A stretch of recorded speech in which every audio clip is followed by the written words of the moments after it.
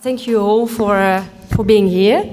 I'm very pleased to be talking tonight about our practice, but also the project we have been working on together with Fanny, which is just here. So she's my other half. And I'm going to introduce you a bit toward our work, but also about some of our research and mainly this big project we have been working so hard together with AIR and many others. So the title is Resourcing Collective Shifts Towards a Post-Extractive Building Culture. It's a bit complicated, but I think there are many words which maybe sound familiar, and I hope this lecture will give a little bit more insight to it. So Studio ACTE, we started it about almost 6 years ago now. It started from very small project, and we are still doing very small project, but we try to put our expectation very high, especially regarding circularity. So we are a small studio based in Rotterdam and in Toulouse, where actually Fanny is based. And we have a big focus on material, resources, craftsmanship, and bio-based material. It's a lot at once, but we're really trying through our different projects to carry it on. We started our practice with a series of small projects. Some might be familiar. Most of them are in Netherlands, actually. They are like small pavilion, which were like a true experiment and test site for us. So each experiment was also an opportunity to test different materials, test different assemblies, try to learn and educate ourselves on how we can build differently with circular materials, with bio-based materials, and so on. And the specificity of it is that we designed it and built it ourselves, also to, well, experiment, because they were a very small budget project, first of all, but also for us to learn how can we assemble them, where do we get the material, what does it take to transform an old wood panels to like a clean, proper, pliable wood panel, for instance. So this was a fundamental steps in, and that's also what we're going to talk about, is we start small and how do we scale this all up. And as a practice, we are not only architect, but we really position as a researcher, not academic researcher, but really like on applied research. And one of our main focuses are like our resources. So for instance, here I show some geo-based materials, but those are things we like to dive in. So not only into designing, but really understanding where the material comes from, what does it take, and what kind of political, social value does it carry. And the resources are very important because, of course, as designer, we like actually producing building, and building are simply matters, and it takes a lot to make a building. And I think one of the existing materials are mainly the reclaimed materials, so the materials that come from deconstruction, that are like leftovers from building as well, and those are very fundamental because they are already there. So those ones, we are not taking any extra energy to produce them. They are there around us in the city, in many buildings, or in many material wharf, actually. So I was talking about applied research. I think we like to apply that not only into buildings, but also very tiny scales, such as furniture. And that's also for us an important steps, because the smaller the project, the fastest it can be built, and also the fastest you can learn. So I think our whole practice is also based on that, trying to learn constantly through project as a sort of iterative research. And we, of course, are trying to upscale, and we are, of course, meeting all the difficulties it takes to upscale with all this geo-based material, with the regulation that are not yet there, with the question of also aesthetic. How do we translate those very small pavilion into like a larger facade, into like a bigger plan, and what does it mean in terms of resources, because that means we need way more. So that's also, of course, a big part of well, our common months of learning and years of learning. So I would like to just start by like a very historical perspective, building with the leftover. It's something that is not new. We have always been doing it. And I really like to show this figure, like the figure of the rag picker is like, it was fundamental in our cities. Back then there were no garbage, and because there were no garbage, there was this profession. And it was a huge community that would like be constantly in cities cleaning up, but not like picking up stuff from the street, but really getting it from people, also picking it up from the street. But there was this culture of getting old clothes, old bones, etc. And there was a whole industry that would transform those rest materials and transform them into glue, buttons, paper, etc. And that's very interesting because as we are talking about circularity, we're also talking about new economies. And if you look at these figures, they were already carrying a parallel economy, actually. Another figure which I think inspired us, but not in the wrong way, we looked at it because, of course, you might be familiar with the Spolia ID. This is a very great example from a reseller in Belgium, which made his whole house based off like fragment of castle, etc. So it's a total different approach. You might know also Radmaker, which is also like a great figure of it. What is interesting is to understand that through stories we have always been using materials and leftover materials, and we have also been cultivating this idea that we should be reusing. The Spolia is a bit different because, well, it's also calling about stealing and about war, and it's very symbolically heavy. But it is interesting because it shows that we are actually dealing with new forms, and we have to well, get used to those new forms, but we also have to, us as architects, really try to experiment and understand how we can link traditional or like modernist way, for instance, of building with this diversity of materials we are getting again. Another form which is very interesting as well is that if we're talking about unbuilding and rebuilding, because that's a common topic, of course, at the moment, here you have like two stations. The first one was unbuilt in the 30s, and it was rebuilt a little bit further in France into a station again. So this culture of like taking a big metallic construction, taking it apart and build it again was very common and not scaring to anyone.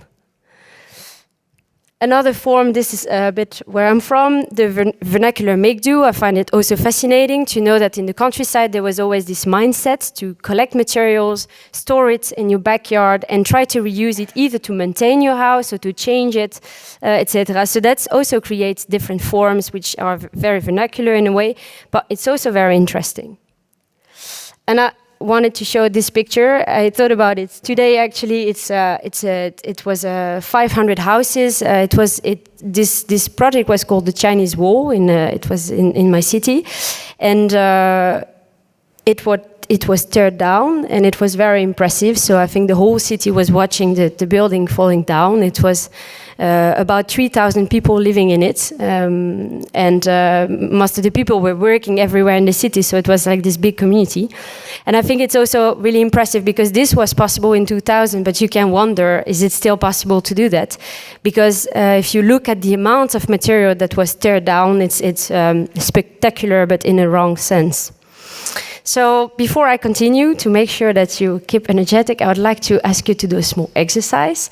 So can you put your arms around your body, get it loose a bit, and try to cross your arms.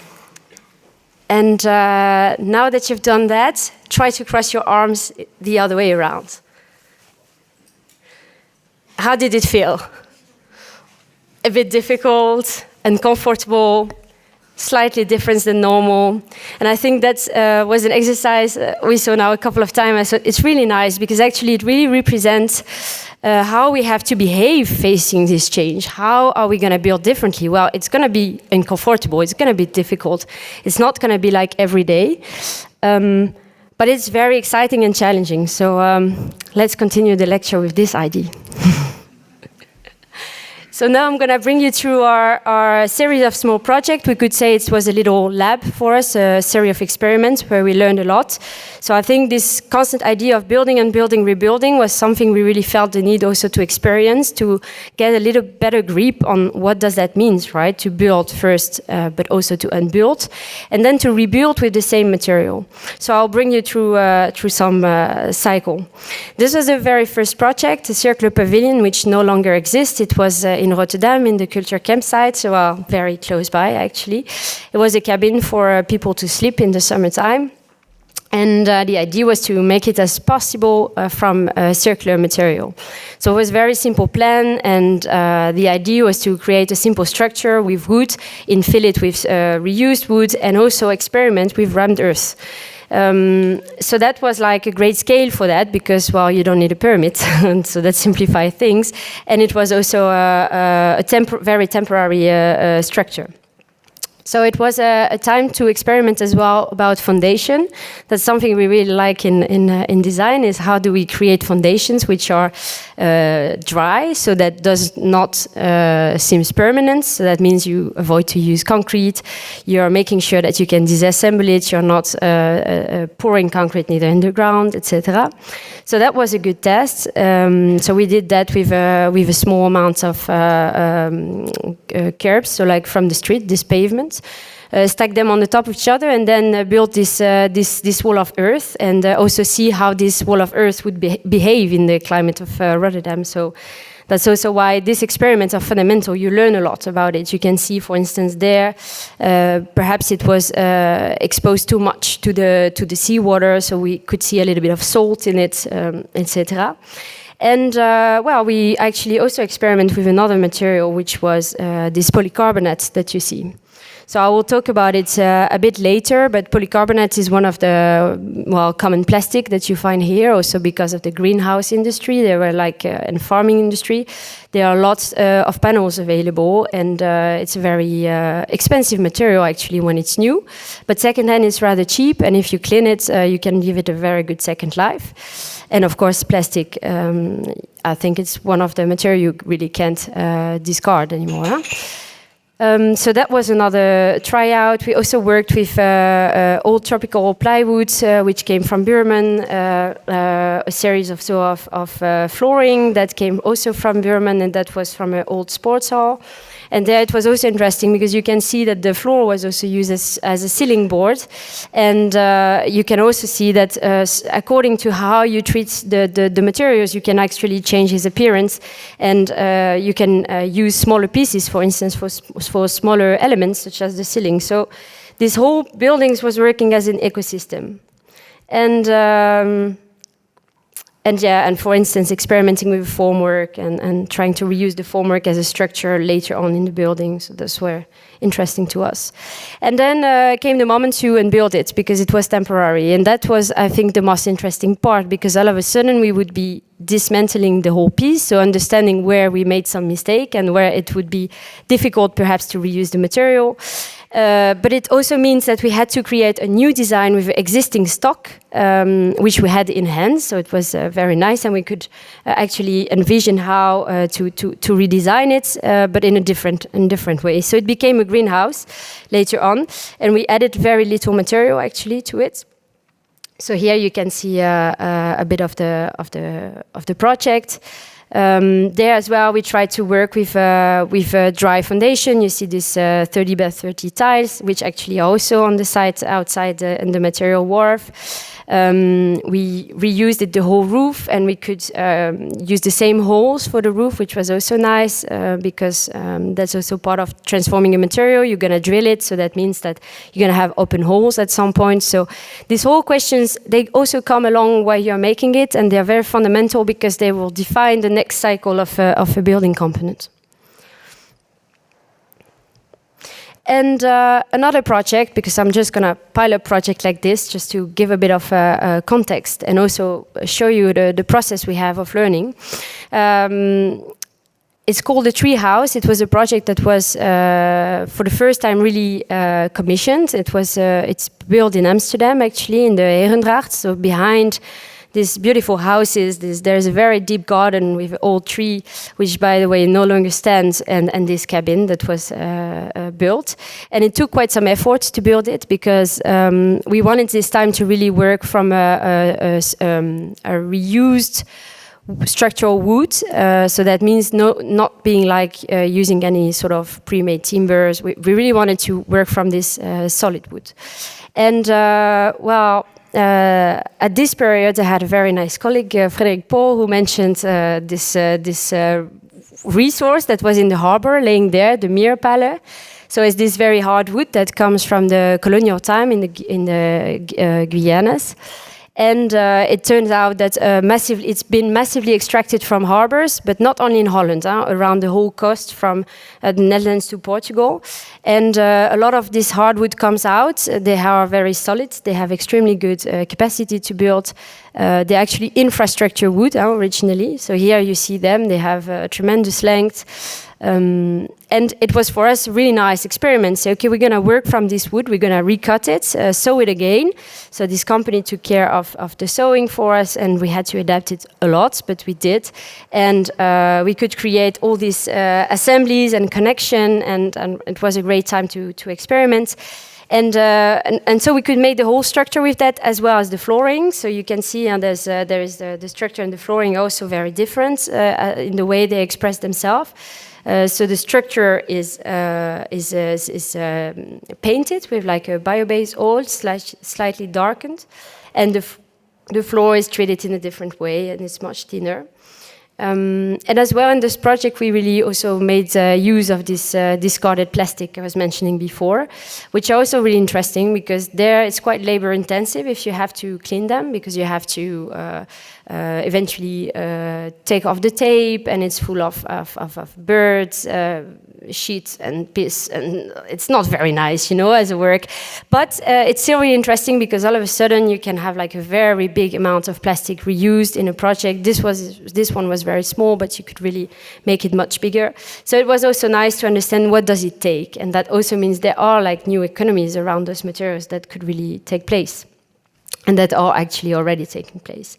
And beside another nice experiments, we picked up, like, the project is made of 99% reuse. So that means what's not reused is just the gutter and the screws. So that was like for us a big set.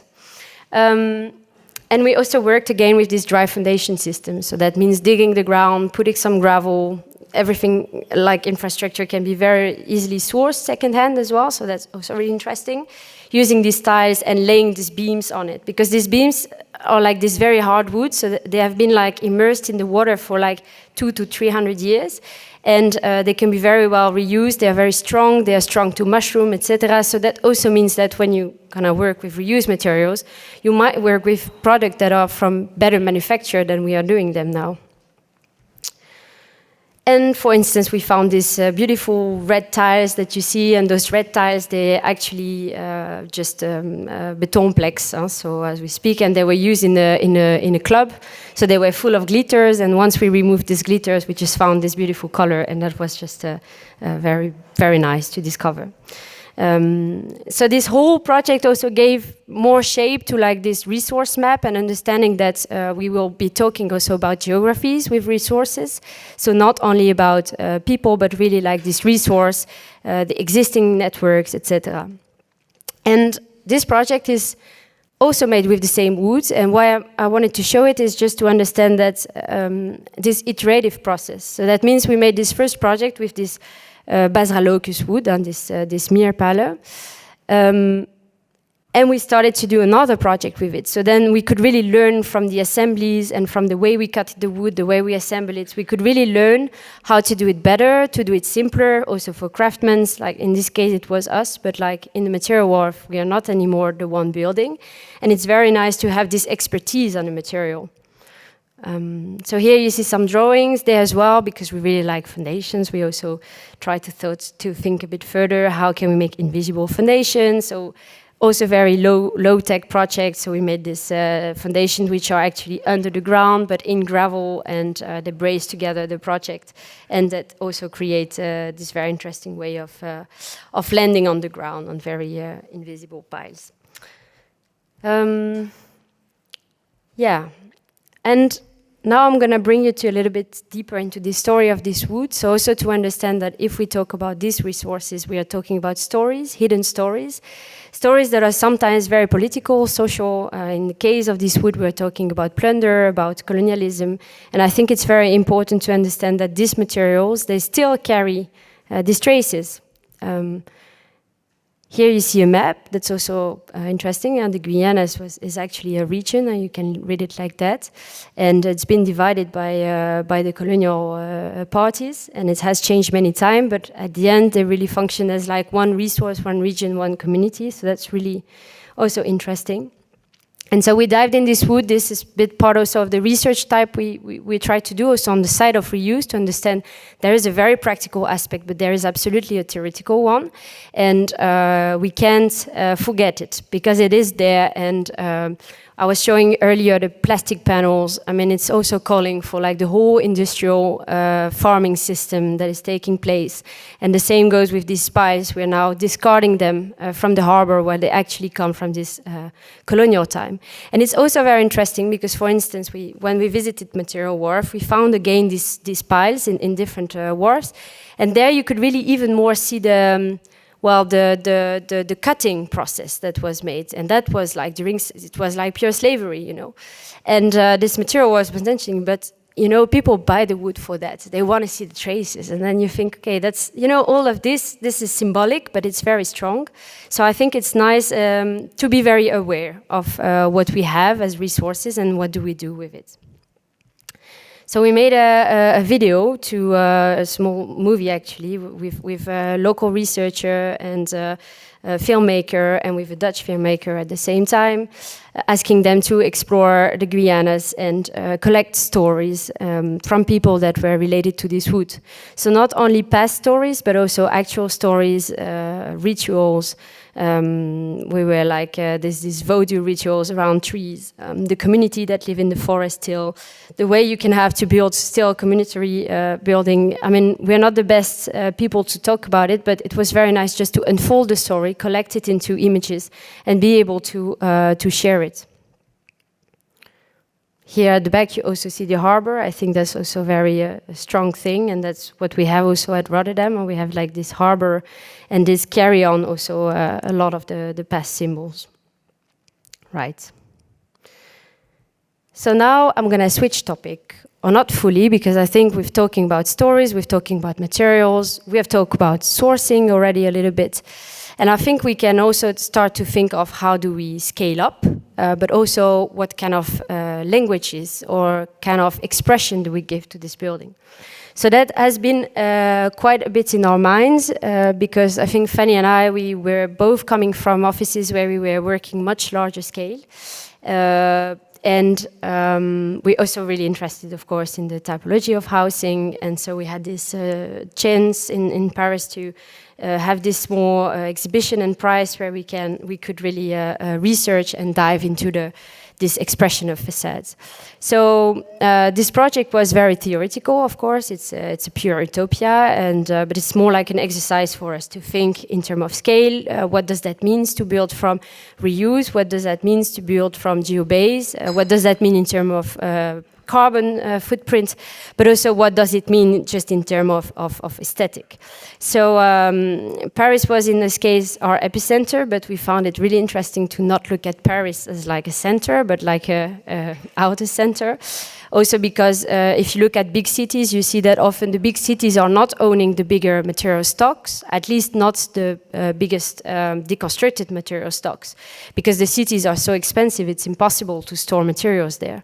So that also triggered nice question in terms of geography, and also looking at, for instance, the North France region, which is an old mine region, and that becomes very interesting in terms of reuse, and that's where you can at the moment see a very interesting material wharf and a social economy program booming around this team, because they have space, they can afford it, and people are also looking for new works.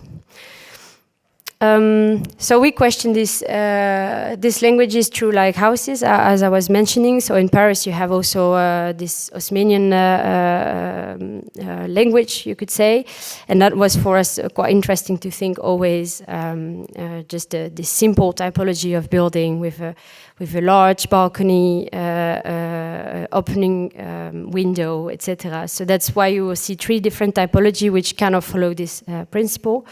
So we made 3 variations, one from metal and plastic, the one that you're seeing. So there we just tried to formalize also together with an engineering company what kind of structure we could give to this facade based on former iron poles, based on different type of metallic and plastic cladding, etc.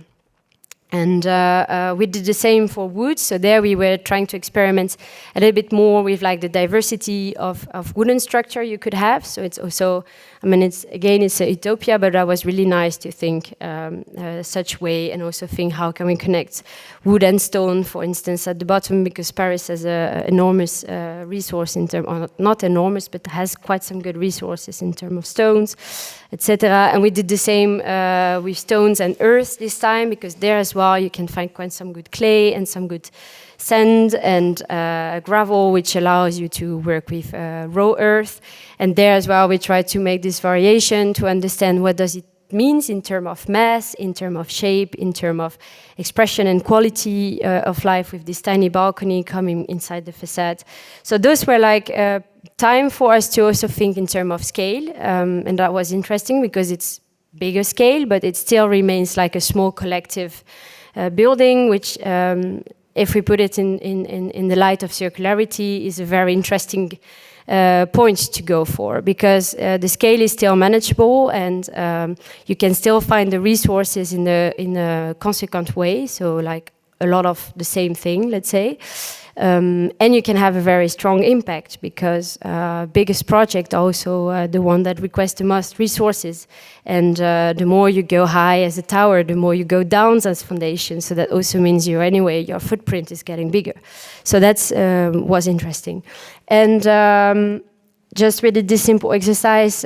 We didn't do it ourselves. The engineering company did it, measuring the impact, and that was also interesting for us to understand what makes the most impact from these 3 variation? Well, actually, it was the metal and plastic one, because metal is one of the material that requests the most energy to be transformed again. So that's also interesting for us to understand that perhaps we have to focus also a lot on this metal and try to melt it again as less as possible, because the more we will be reusing, the less we will be, firing.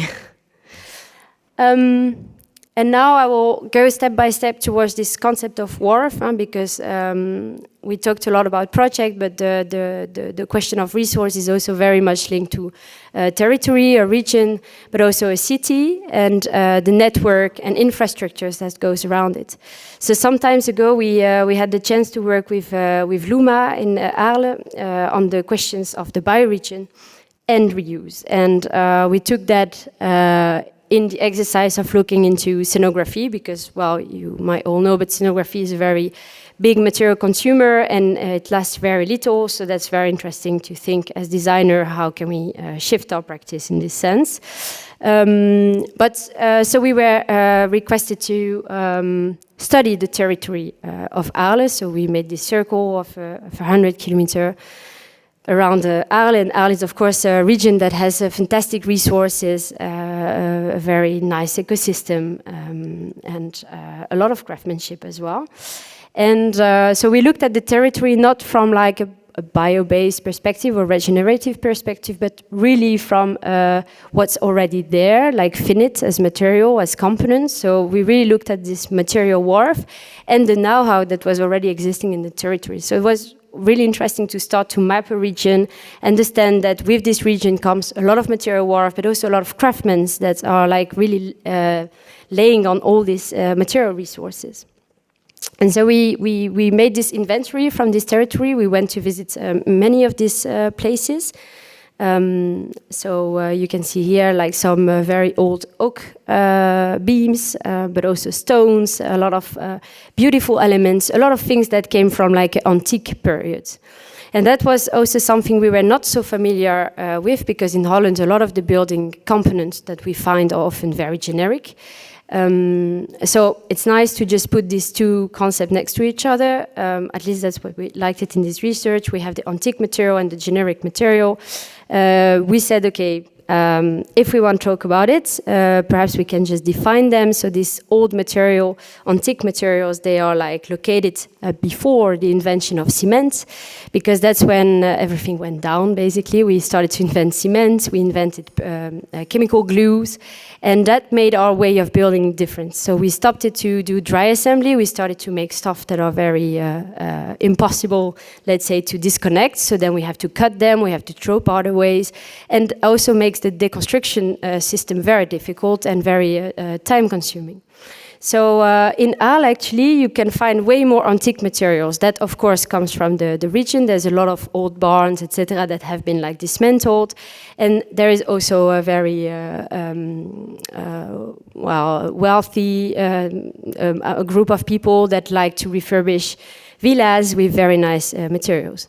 But we also discovered one thing, which for us was quite striking. 40% of their economy to 50% was going to international client.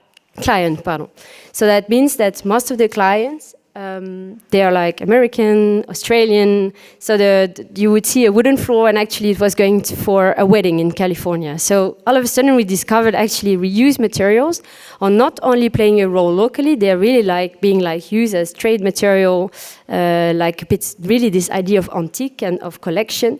So that was very specific to the territory. I'm saying that because I think in a way reuse can be seen as something very generic. You can find a lot of the material everywhere.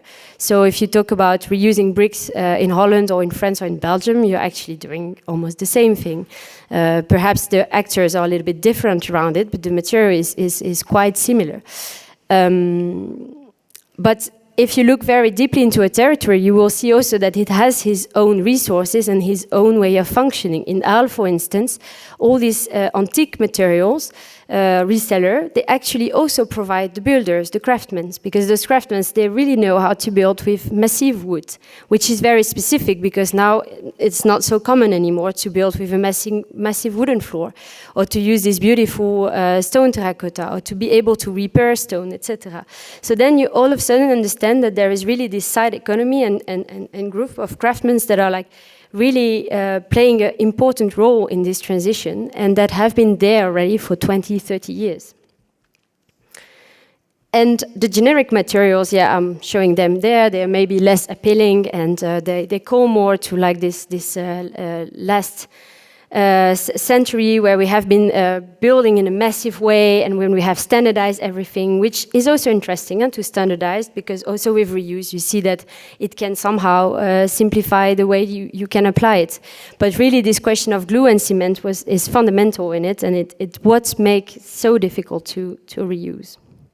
So I'm just going to show some diagrams. And then at the end of this whole research, we came into this sort of puzzle where we try to imagine ways of using the local resources to make scenographies. And that's, we never made a scenography there, but we really enjoyed this idea that we made this catalog and we had like a good knowledge of like the network, the people, etc. And we could really like envision possible scenographies. And now we're coming to finally the material war. So I've given you a bit of insight on our work, but more like the what already also exists in reuse with like this notion of sourcing. I mean, we're not inventing anything. A lot of people are already doing it as well. But like some months ago, we started to work together with Rotterdam and Rotterdam Circular on this fantastic research question. How can we design and how can we think about flexible material wharf? I'm also going to define a little bit what a material wharf is.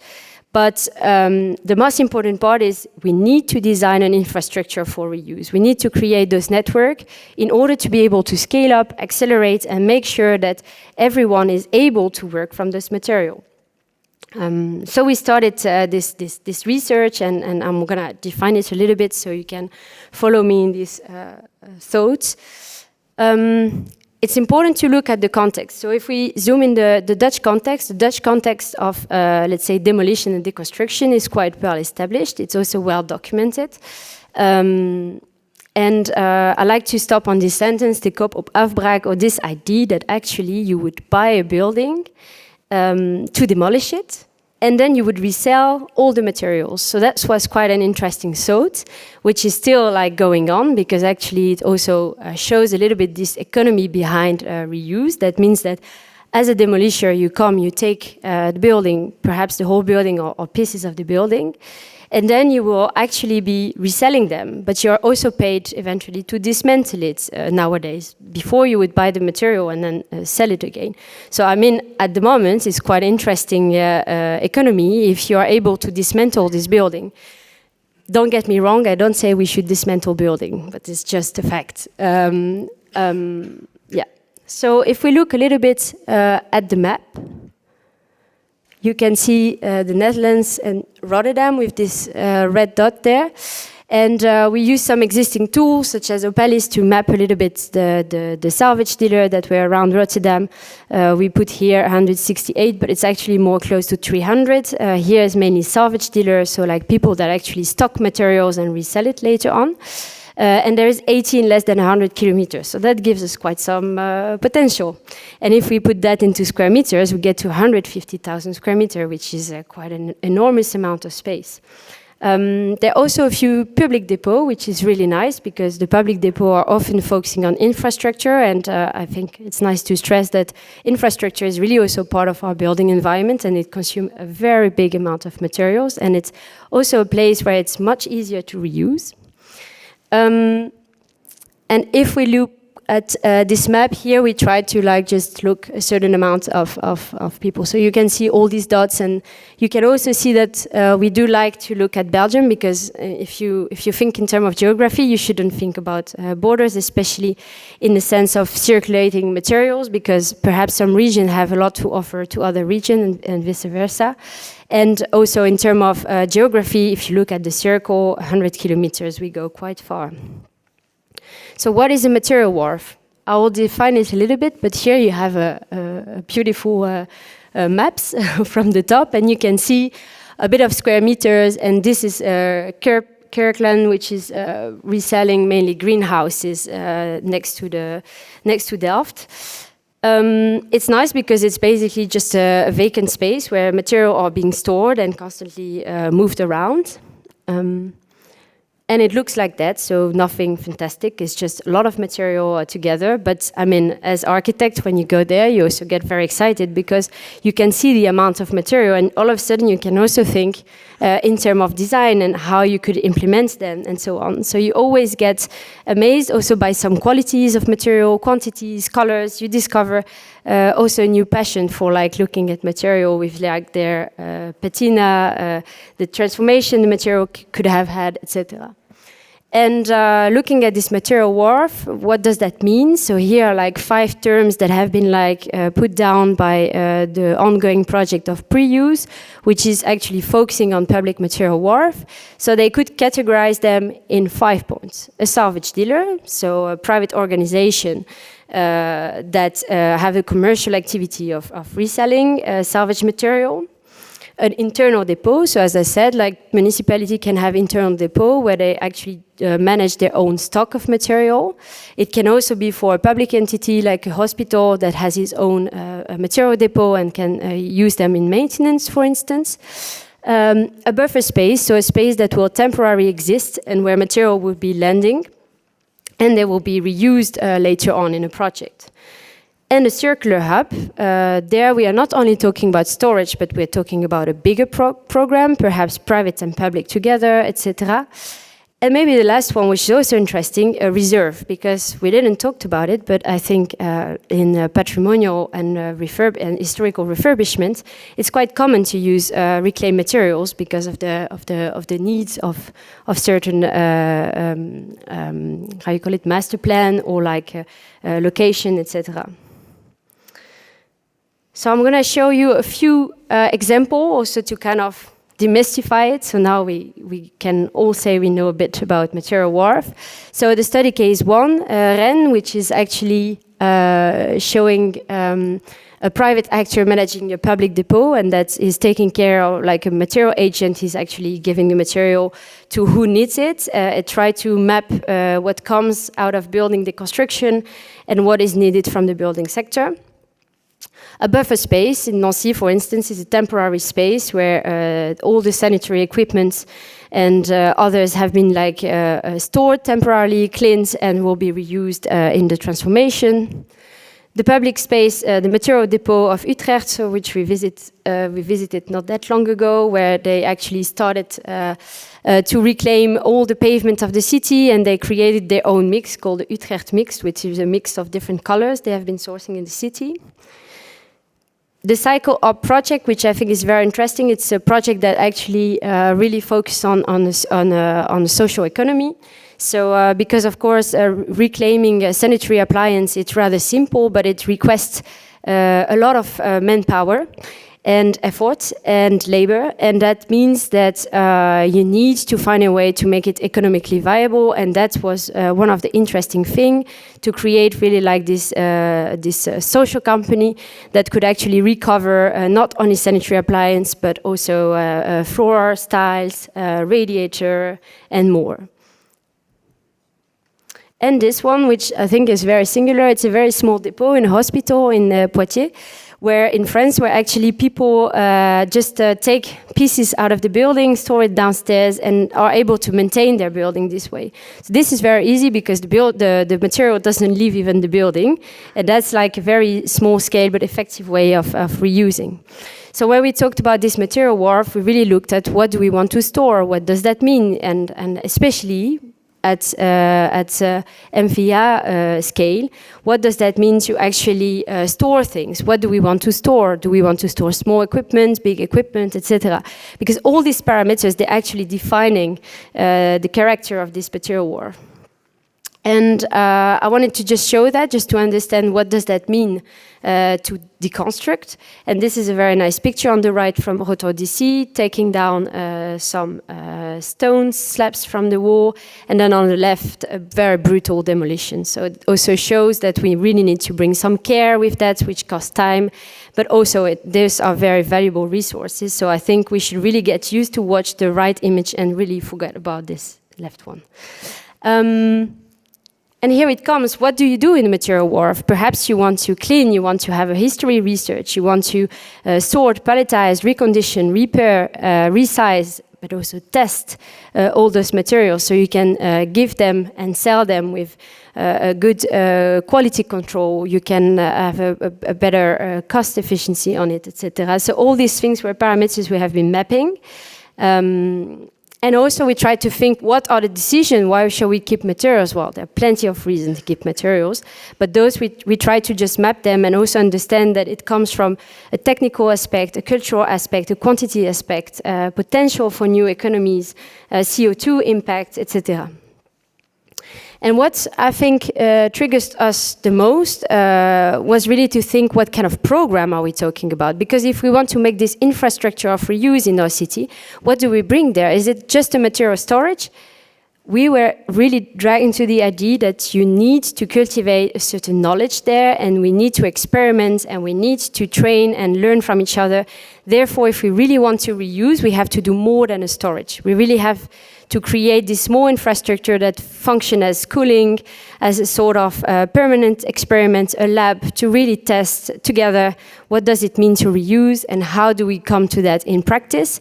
Because like if you would be able to start to curate those reclaimed material, you will create way more attraction, and you would start to think in terms of mock-up, in terms of trying to make some details, and then all of a sudden like more idea comes to it, and then you also understand what it takes and how simple or complicated your detail will be. And if we look at this material wharf, this was just a load and understanding, you know, what does that mean and what do we tackle? Do we say, okay, with this amount of space, we can create 160 bathroom or renovate 300 apartments, etc. So I think this quantification is also really necessary to understand that, of course, it's going to be really difficult and to build everything with reused material, but it is very interesting to think in terms of space, in terms of temporary space we need or permanent space to host this material temporarily until they get to their new life. And it's very interesting in a urban matter, because Rotterdam is also a harbor and is this whole facility of hull with crane, with water, etc., which actually is what you need as a material wharf. So here is, for instance, on the fruitload, it's also interesting because there's a lot of space, and then all of a sudden you could think of a circular hub, so not only storage, but like small company that will be like trying and testing with this material, and will also give space to reconditioning, transforming, etc. So here, like a small visualization. And here we come, Test Site Materialenwerf. So from this whole research, we came together with Air and the municipality to this intention to test it. Not to test it in a commercial matter, so it has nothing commercial, it's really purely a test site to try and envision all this material. And our intention was really to give a little bit of light to what already exists and to get a grip on the size and the size of component we could be reusing. So as a concept, because as you could see, it's not built yet, and we are in the process of building, so we really invite you to come back in 2 weeks and then look at it, or come back before, because then you can see the crane in motion, which is even more impressive, I think. So this building, it's curating assemblies from reclaimed material. That's for us very important. So we are actually designing a pavilion, this one, that is made of 100% recovered material, except for the metallic connection part. But for the rest, each material which is there owns his own story and is assembled in a very specific way. And I will detail them to you a little bit. And around it, there is a big public space, which there we wanted to curate a certain amount of big material assembly to also understand this potential of like the structural element, etc. So we're really doing a prototype there to really unfold the process and understand what it takes, not only from a design perspective, but from a policy perspective, a technical perspective, etc. And we're doing it, absolutely. So to design, we really want to think of each material as a case study. So that's what I want to show you after. We want to also unfold a bit of this process of recovery. And for instance, here there's some tiles, but it's also interesting to think, how do you recover a tile? A tile comes out of a building full of cement, and there is a certain process you can use to remove this cement and be able to reuse it again. So this is also part of this material wharf idea, to really understand this. Also witness the collectivity aspect. What does it mean in terms of deconstruction? Here you see Duravermeer. They're also trying to have their own material wharf, which we went to visit. We also went in other private sector. We also saw Utrecht before. So it's a mix of public and private, which works somehow hand in hand. And it's very important, I think, to mention that. So everyone has his role to play. And finally, the social economy I talked about before.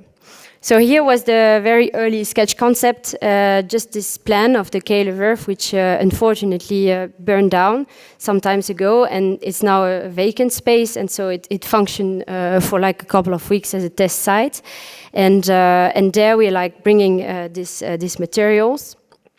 So we're really working into like this, not only the design, but really the process. We're working together with Paul Swagerman on documenting also this process, going to visit those material wharf, also the process of building with it that you see here with the trucks, quantifying it, redrawing it, etc. So here's the actual plan that you can visit later on, perhaps tomorrow, not today, but you can see we have made 8 piles of materials. Each of them have a different story, which I'm gonna go a bit through.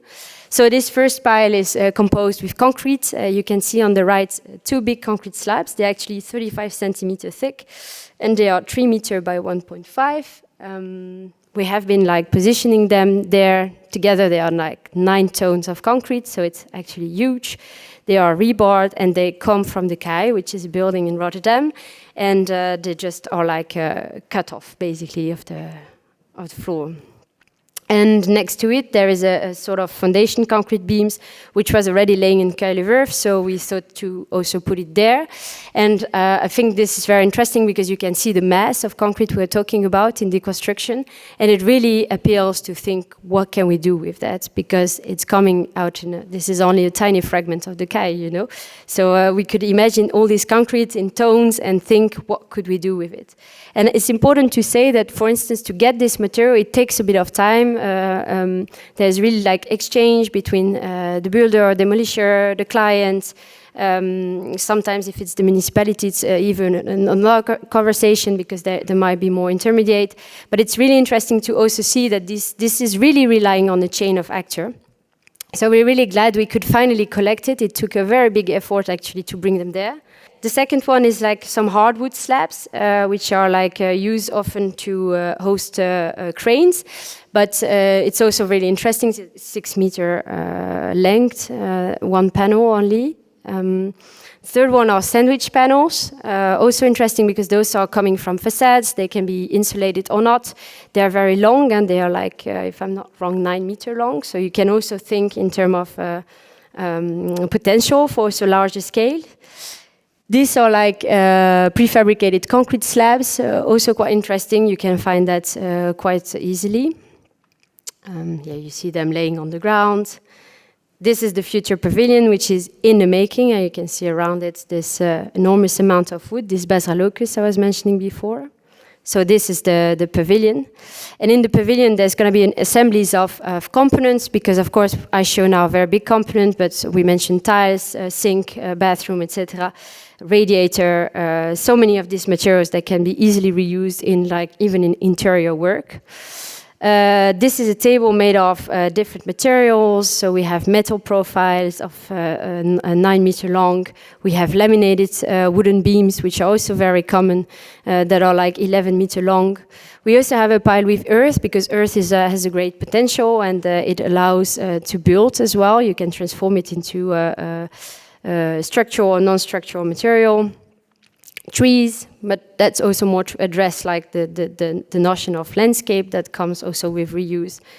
And I made the wrong slide, but also tiles, and that also is about infrastructure, as I said before. So here you can see the entirety of the material wharf, and let me just dive quickly into the pavilion. The pavilion is made on like the existing concrete slabs, so that also takes a lot of effort to actually reuse foundation, but that's really important because it's also a very big amount of concrete. So we have these anchoring plates which take this whole timber structure that you see here, which is made from this mere pallet from the harbor. And then we use CLT plating as shelf, vertical panels and roofing panels for the counterwing and the other structural aspects. So here you see some of these CLT panels that are being cut just under us. A tarp, which comes from the Schaatsbaan. So this is the tarps I'm mentioning. It's just a white truck tarpaulin, and we're using it as a waterproofness of the roof, and that's quite interesting as well because, as you might know, the roofs are a very big consumer of bitumen with this thing you are pouring it and heating up, and makes that the actually top elements cannot be reused indefinitely from it. So this is like a way to test waterproofing. Gutters, so we have Martin here, which will perhaps talk a bit further about it, but reusing also leftover and dead stocks of metal. These are called enshit, and we're using them for the gutter and all these tiny metallic elements. We're also using ropes to prevent any upward lift wind, and also to hold some sun shading on it. And then I don't have much time, so I will just go very quickly to these images. These are like projects we are now trying to work on a bigger scale. We are like working, for instance, with earth and stones, and that's quite interesting for us to see how we can give aesthetic and write this building. So this is a community center we are doing with rammed earth structural wall in the periphery, compressed earth block in the middle, and some finished with earth plaster and wooden roof structure. So that's very exciting as well to think what kind of writing, and for instance this one, we're really trying to push to have a community community workshop around some of the techniques to really involve also people. And also involving people mean you're also training people to build themselves, but also to maintain better their building. The collective housing, which also make use of this compressed earth block for the perfect wall and a light wood structure. And finally, this was a project for an office building in Montpellier, for which we did a competition, and it was together with Campetil as well, the previous project as well, where we've Campetil still. But this project were really interesting to think in a larger scale with rammed earth, for instance, as a structural element, but also as a thermic element. So here you can see a small plan. And I wanted to mention stone because I think we're talking always between earth and stone. Those are really like the important geo-based material. And for instance, in Paris, we worked with stones, and I think it was really interesting because actually it carries on a lot of old profession, stonemaker, but also these people that are actually breaking the stones and making it either into pavement or into slabs. It's very technical and physical work, and some of these work are disappearing because, we have started to import stones, and I think it's really interesting that in Paris there is really this policy now of using stones in the local way. And of course, when we talk about stone and earth, we really have to understand what it takes to bring them there. So it's really like a local economy. You cannot start to make earth or stone traveling for kilometers and kilometers because it takes too much energy. So I think that also means we really have to look at what is around us. So it means working from reused materials, working from bio-based materials, working from geo-based material, working from all these resources that are around us. So thank you a lot for your attention. It was a bit too long, but thank you.